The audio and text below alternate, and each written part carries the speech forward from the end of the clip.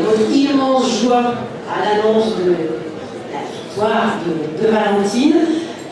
Pour nous, Valentine Gobi est une virtuose. Moi, je pense que c'est un des grands auteurs, des auteurs majeurs contemporains. Et elle est toute jeune. Elle a déjà une quinzaine de romans à couper le souffle à son actif. Elle en a encore plus en jeunesse aussi. Tous ces romans sont des romans écrits comme seule Valentine sait écrire, avec un style extrêmement rythmé, d'une façon très directe, avec âpreté, avec retenue. Alors Valentine, pour ceux qui ne la connaissent pas, nous on la connaît grâce à ses livres, écrit toujours sur des sujets graves. Elle a des sujets qui lui tiennent à cœur, le corps, l'enfantement. Ce sont toujours des sujets difficiles. Et pour ceux, tout le monde a lu Kinderzimmer, c'est vrai que tu reçois un prix devant 300 personnes qui ont tous lu ton livre. Et Valentine est une personne pleine de peps. Et c'est toujours très surprenant, je pense que les gens qui l'ont rencontré dans les différentes librairies où elle est venue sont tous surpris parce que c'est vrai qu'on s'attend à quelqu'un d'assez grave. Et Valentine, c'est la vie incarnée. Voilà, vous allez le voir. Donc je vais lui laisser la parole en fait parce qu'elle sait très bien écrire et elle sait très bien parler. Elle va nous raconter un peu son parcours. Mais avant de lui laisser la parole, je reviens un petit peu sur Kinderzimmer. Donc qui est un roman magnifique et qui nous parle d'un sujet terrible, d'un sujet qui était peu connu et qu'elle nous raconte de façon bouleversante et magnifique. 522 enfants sont nés à Ravensbrück, 31 en sont sortis vivants, dont 3 Français. Et ce soir, Valentine nous fait le plaisir, et surtout Sylvie en fait, Elmer, qui est là, est une des 3 Françaises qui est née à Ravensbrück et nous fait le grand plaisir.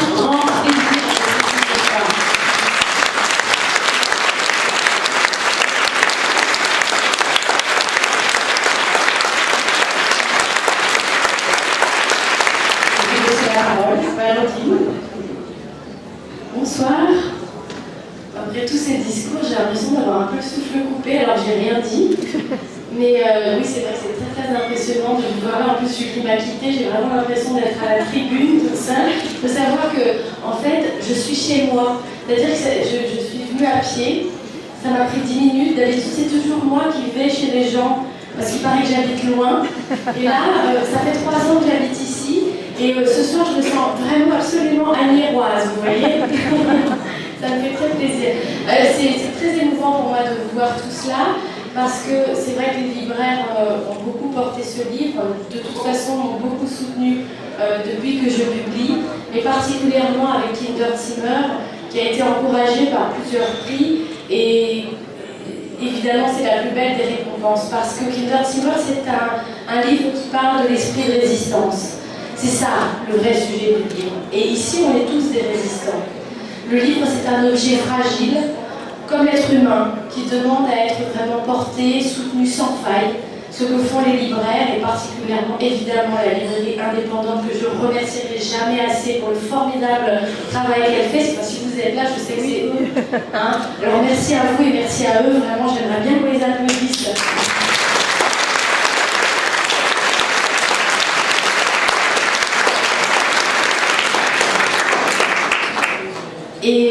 Mais du coup, oui, je vais peut-être vous parler de l'esprit de résistance, qui est finalement au cœur de ce roman.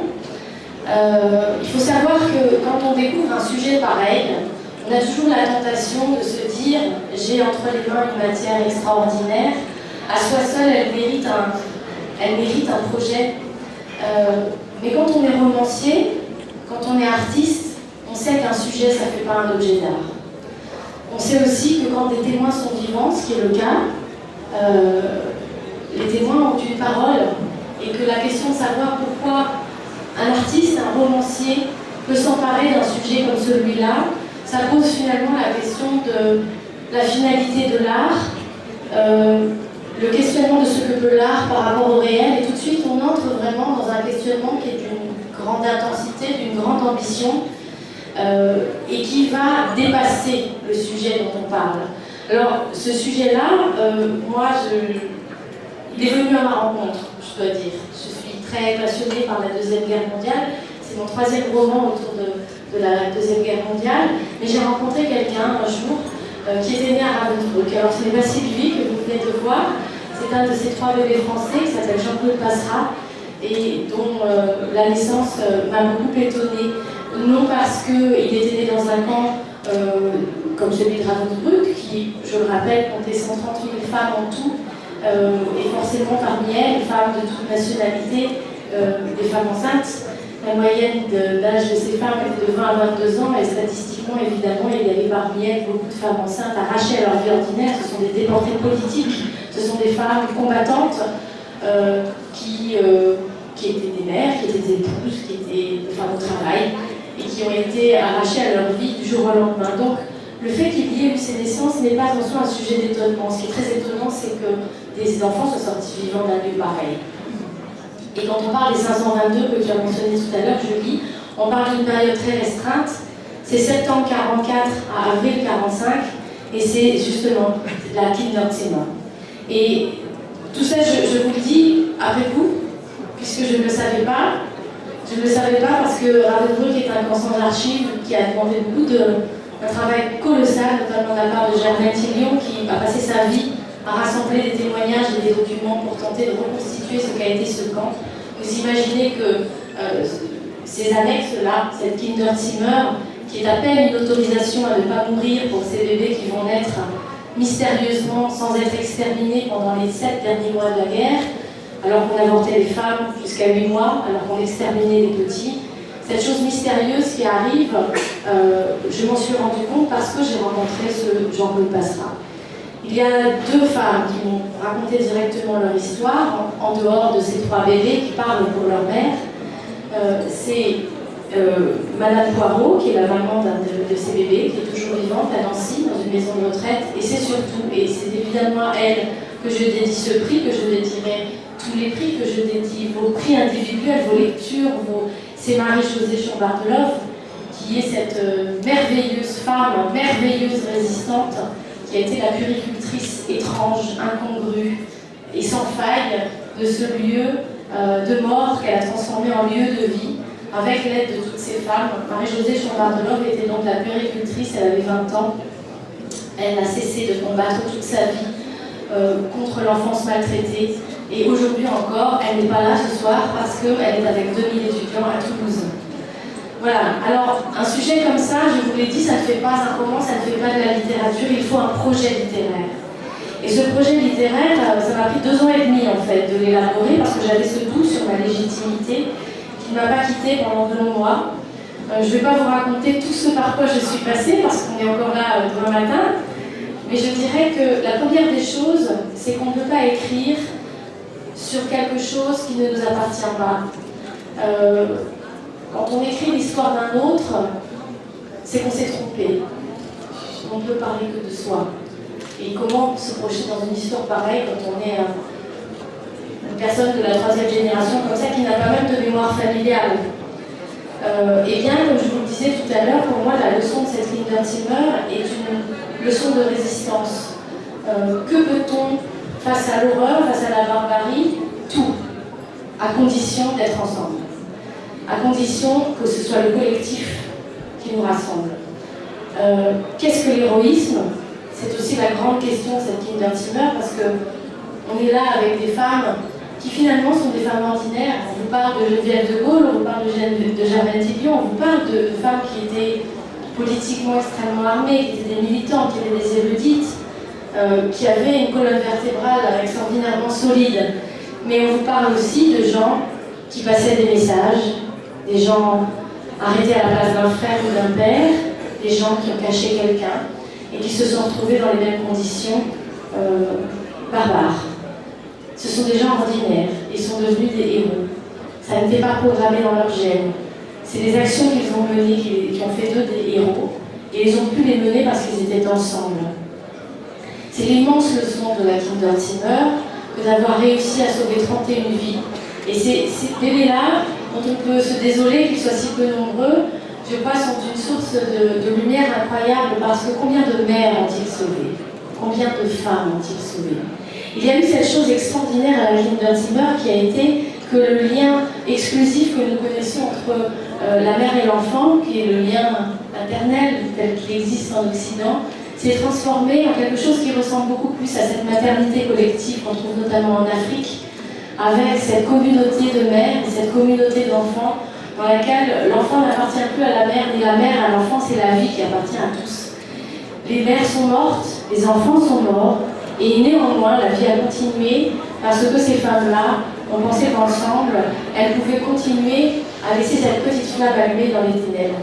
Alors vous voyez, évidemment ça me concerne, et ça vous concerne, ça nous concerne tous. Il n'y a pas de génération pour la résistance, il n'y a pas de génération pour l'héroïsme. Nous vivons dans un monde difficile. Je crois que nous avons tous beaucoup de leçons à tirer de cette petite histoire située dans le temps et dans l'espace. Ça, c'est la première chose. La deuxième, c'est il faut transformer ça en projet littéraire.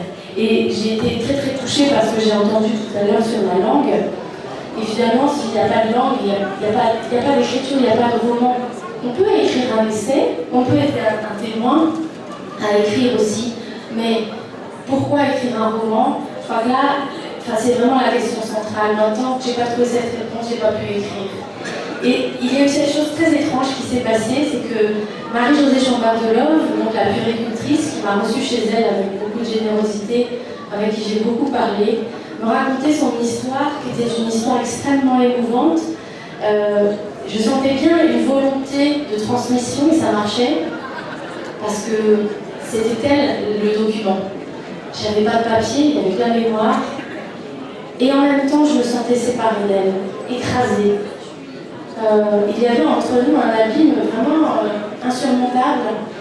Et cet abîme était dû au fait que l'histoire qu'elle me racontait, je l'ai compris longtemps après, parce qu'il m'a fallu beaucoup de temps pour digérer cette rencontre à la fois extraordinaire et déroutante. Eh bien, le témoignage sépare, parce que celui qui raconte toujours à partir de la fin. Et toutes les premières étapes de l'histoire ont désormais une explication, une interprétation. Les premières images, celles qu'on ne comprenait pas, sont tout d'un coup réinterprétées à l'aune de ce qu'on en a su après. Les premiers mots, ceux auxquels on ne donnait pas sens, même les mots de français qui changeaient de sens dans la réalité du camp. Vous savez, triangle rouge, carte rose, et puis tous ces mots d'allemand qui apparaissent dans le livre en phonétique parce que je voulais créer un inconfort de lecture qui traduise cette stupeur de la perception de ces femmes dans ce lieu qui est inouï, pour lesquels il n'y a ni mots ni langage, et qui font d'elles vraiment des figures de nouveau-né. Finalement, le nouveau-né, ça n'est pas cet enfant que porte Mila, c'est d'abord elle à la descente du train. Eh bien, je me suis rendu compte qu'en fait, un projet littéraire, ça serait de défaire le temps. C'est un projet tout à fait utopique, mais l'art est fait pour ça. C'est un projet dans lequel on ne raconterait pas une histoire avérée, mais on reviendrait au temps de l'expérience.